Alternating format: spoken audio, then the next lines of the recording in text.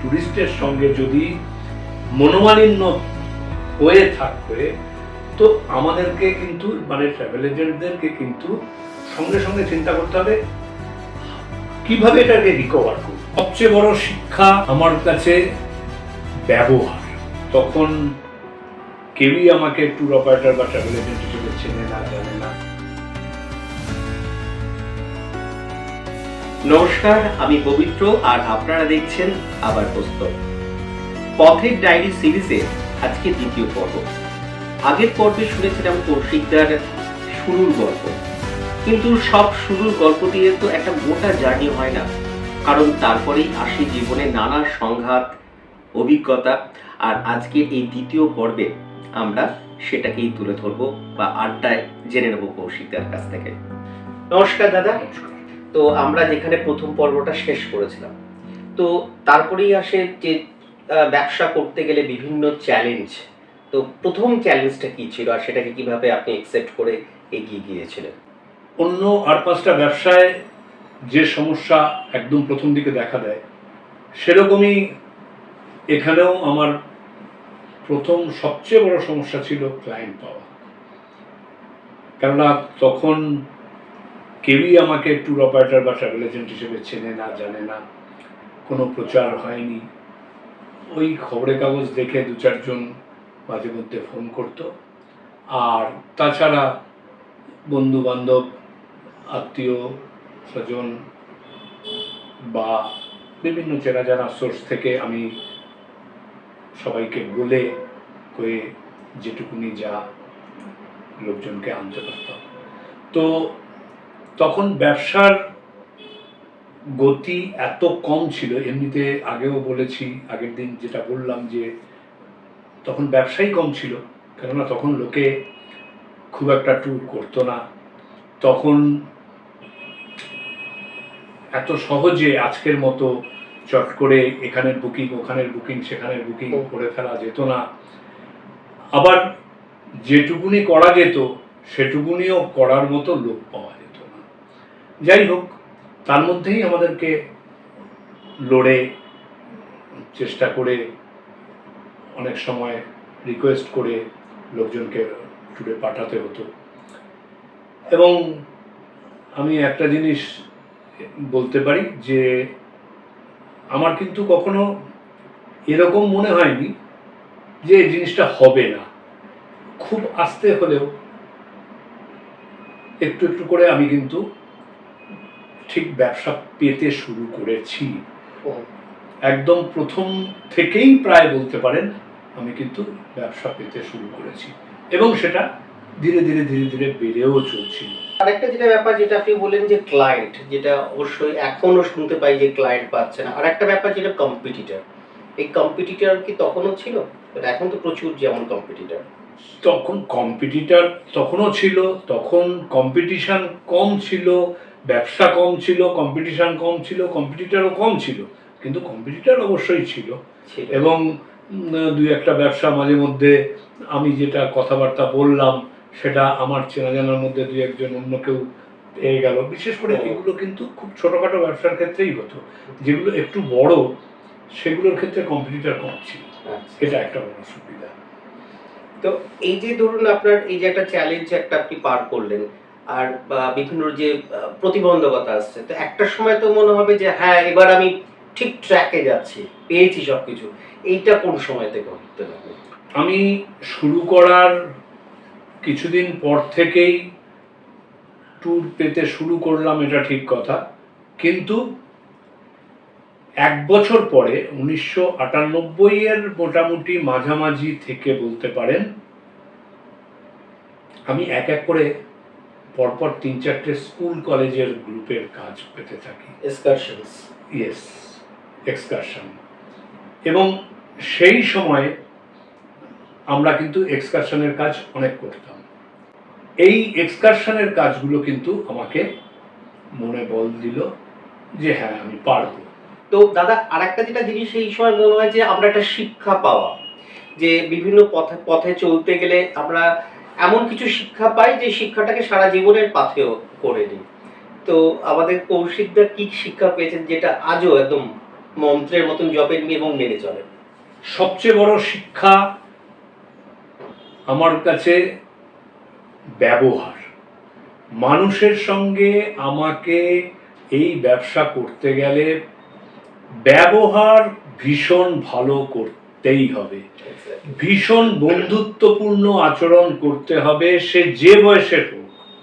আমি চেষ্টা করি একটা 5-6 বছর 8 বছরের বাচ্চাকেও যেমন নিজের বন্ধুর মতো করে নেওয়া, ঠিক তেমনিভাবে একজন 75 বছর 80 বছরের বৃদ্ধ যখন আমার সঙ্গে বেড়াতে যাচ্ছেন, সেও যেন আমাকে বন্ধুর মতো মনে করেন।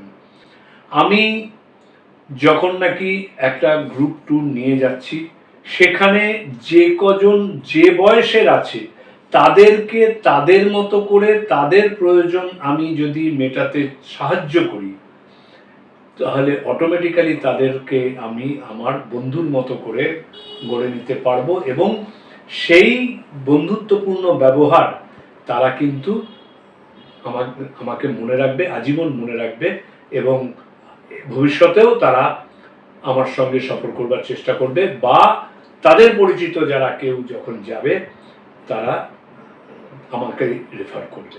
একটা বললেন যেটা, সেটা হচ্ছে ঠান্ডা মাথা এবং ব্যবহার রাখা।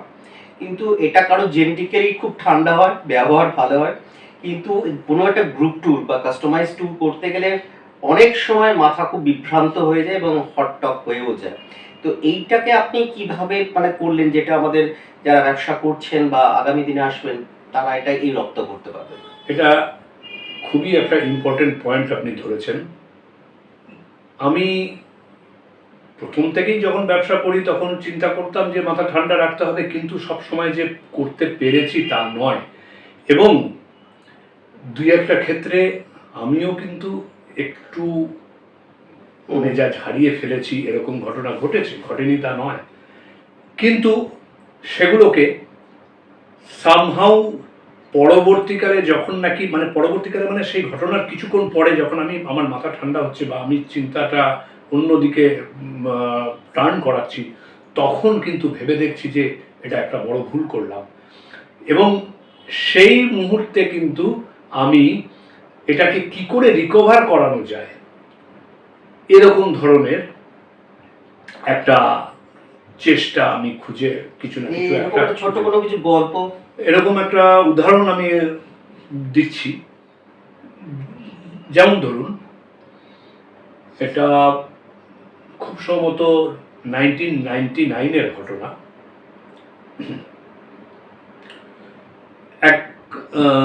একটা নেপাল ট্যুরে নিয়ে গেছি বেশ কিছু লোক, একটা বাস পুরো আমাদের বুকিং ছিল, এবং আমরা পোখরাতে খুব ভালো একটা বড়, ওটাকে রানী মাছ বলে, পোখরা লেক থেকে তুলেছিল জেলে, সেইটা কিনে নিয়ে এসেছিলাম, এবং ওটা দারুণ সুন্দর টেস্টফুল ছিল। তো ওই মাছটা আমরা রান্না করে খাওয়াই, এবং অর্ধেকটা মাছ, এটা বিরাট বড় মাছটা ছিল, সেই অত বড় মাছ এক বেলাতে দরকার হয়নি, তো আমরা বাকি মাছটা রেখে দিই এবং পরের দিন খাওয়ানো হবে। আমরা পরের দিন মনোকামনা যাব, যাওয়ার পথে মনোকামনার ওখানে লাঞ্চ যে করাবো ওই মাছটা খাওয়াবো ঠিক করা ছিল। আলটিমেটলি ওখান থেকে বেরিয়ে পরের দিন পোখরা থেকে আমরা মনোকামনা এলাম। মনোকামনায় ট্যুরিস্টদেরকে আমরা রোপওয়েতে করে উপরে পাঠিয়ে দিলাম। এদিকে রান্নাবান্নার কাজ চলছে, যারা কিচেন স্টাফ, তখন আমরা কিচেন নিয়ে কাজ করতাম, যদিও এখন আর এসব বহু বছর হয়ে গেছে আর করা হয় না, কিন্তু কিচেন স্টাফ যারা ছিল তারা হঠাৎ বলল, দাদা একটা বিরাট ভুল হয়ে গেছে। কি ভুল হয়ে গেছে? না, মাছটা আনতে আমরা ভুলে গেছি, ওই উপরে তাকে রেখেছিলাম, সেখান থেকে নামিয়ে আনতেই ভুলে গেছি। তখন তো আর কিচ্ছু করণীয় নেই। সেদিনের আইটেম ডাল, কিছু একটা ভাজা ছিল, আলু কুমড়োর একটা তরকারি ছিল, আর ওই মাছটা ছিল। তো মাছটাই আসেনি, তাহলে এবারে আইটেমের জায়গাটা কোথায় গিয়ে পৌঁছাচ্ছে বুঝুন। আমি তো প্রথমে কিচেনের স্টাফদেরকে ওখানে খুব বকাবকি করলাম, কিন্তু ফিরে এসে টুরিস্টরা যখন দেখলো যে ওই কুমড়োর ঘ্যাঁট আর ডাল দিয়ে সেদিনের লাঞ্চ, তারা তো আমার উপরে খুবই রাগ করলো। এবং তখন আমিও একটু রাগ দেখাইনি তা নয়, কিন্তু খুব অল্পই রাগ দেখিয়েছি যে এরকম করে ফেলেছে ওরা, আমি কি করব, এরকম ব্যাপারটা। কিন্তু যখন ওরা খাচ্ছে, আমি সেদিন তখন আর খাওয়ার মতো পজিশনেও ছিলাম না। কি করা যায়, কি করলে ব্যাপারটাকে রিকভার করা যায়, তখন আমার মাথায় চিন্তা আসতে শুরু করলো। আমি ওখান থেকে সোজা বেরিয়ে মনোকামনার মেন গেটের কাছে চলে এলাম। এসে ওখানকার সমস্ত দোকানপাট খুঁজে দেখলাম কোল্ড ড্রিঙ্কসের বেশি আর কিছু ভালো খাওয়ানোর মতো নেই। তো কোল্ড ড্রিঙ্কসে আমি চিন্তা করলাম হবে না, এটা কাজ কিছু সেরকম হবে না।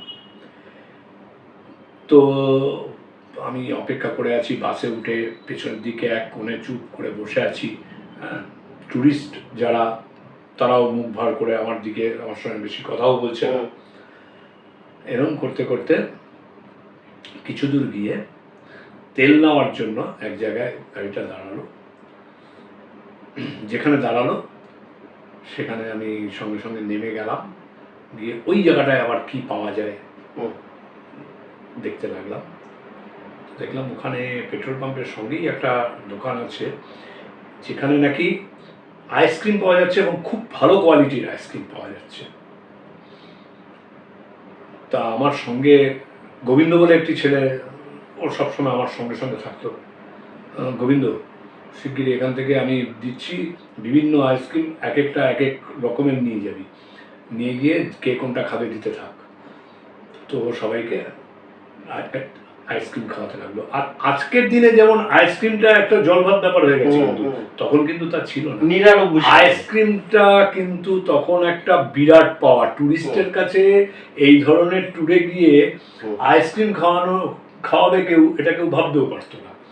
তো সেই প্রেক্ষাপটে আইসক্রিমটা পেয়ে সবাই এতটাই আবার খুশি হয়ে গেল, যখন আমি আইসক্রিমের দাম পেমেন্ট করে নিজেও হাতে একটা আইসক্রিম নিয়ে বাসে এসে উঠলাম, আমাকে কয়েকজন বলল, কৌশিকদা আপনি কি আমাদের উপরে প্রচন্ড রেগে গেছিলেন নাকি? হ্যাঁ, মানে উল্টে ওরা তখন আমার কাছে যেন মার্জনা চাইছে এরকম ভাবে একটা কথাবার্তা। আপনি নিশ্চয়ই আমাদের উপরে খুব রেগে গেছিলেন। না না, রাগ করলে তাহলে আইসক্রিম খাওয়ালাম কেন? আমি রাগ করিনি। হ্যাঁ, তবে আমারও তো খারাপ লেগেছে, আপনারা ভালোভাবে খেতে পারলেন না, সেই জন্য আমি চুপ করেছিলাম, কিন্তু রাগের কিছু নয়। তো এই রকমভাবে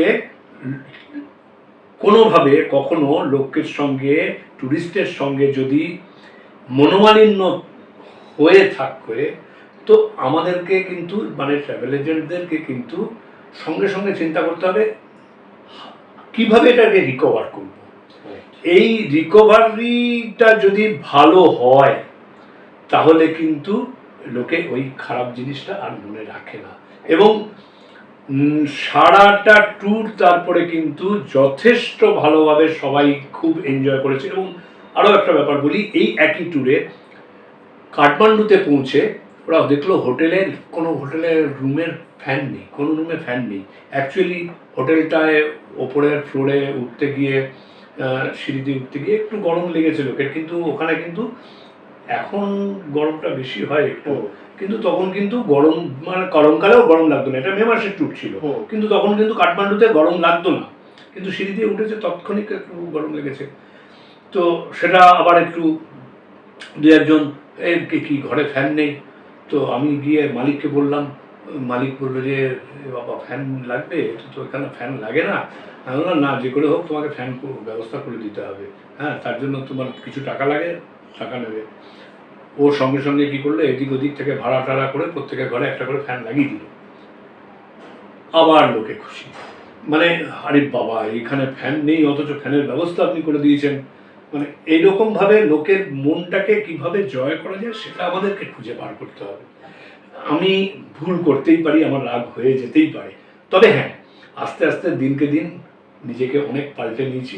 এখন আর সেই রাগটাও হয় না মানে কি, আমি জানি ট্যুরিস্ট রাগ করবে আমার উপরে, আমি জানি কোনো না কোনো কারণে ওরা আমার কোনো না কোনো কিছু অপছন্দ হবেই। দেখুন, আমরা হচ্ছে এটা সার্ভিস ইন্ডাস্ট্রিতে আছি, এবং সার্ভিস ইন্ডাস্ট্রিতে আমি এমন একটা জায়গায় আছি যে সার্ভিসটা আমি একার চেষ্টায় ঠিক করতে পারবো না। আমাকে ট্রান্সপোর্টারের সার্ভিস, ড্রাইভারের সার্ভিস, আমাকে হোটেলের সার্ভিস, হোটেলের বয়ের সার্ভিস, আমাকে রেস্টুরেন্টের সার্ভিস, রেস্টুরেন্টের কিচেন স্টাফের, কুকের সার্ভিস, সবগুলোর উপরে ডিপেন্ড করে আমাকে চলতে হবে, এবং সবাই যে 100% পারফেক্ট সার্ভিস দেবে, ইটস নট পসিবল। তো আমি কিন্তু সেই জন্য সব সময় এটা মাথায় রাখি, কোনো না কোনো আমাদের ভুল ত্রুটি হবেই, লোকে খুঁত ধরবেই, আর লোকে অনেকেই আছে খুঁত ধরার জন্যই অপেক্ষা করে থাকে। এই বিষয়ে আরও গল্প আছে, পরে বলবো। আমরা কিন্তু এই দ্বিতীয় পর্ব থেকে জানলাম যে শুরুর লড়াইটা, তার সাফল্য, ছোট ছোট পদক্ষেপের মাধ্যম দিয়ে এগিয়ে চলা, কম্পিটিটর, চ্যালেঞ্জ।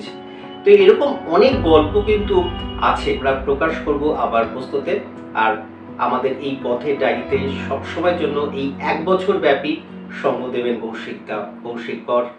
আর আপনারা অবশ্যই আবার প্রস্তুত পেজটিকে ফলো করে রাখবেন। আপনারা অনেকেই যারা নতুন ব্যবসা শুরু করতে যাচ্ছেন বা ব্যবসা করছেন, অনেক অভিজ্ঞতা কিন্তু আপনারা গেইন করবেন। আর এই বলেই আজকে আমরা রাখছি। শুভরাত্রি, নমস্কার।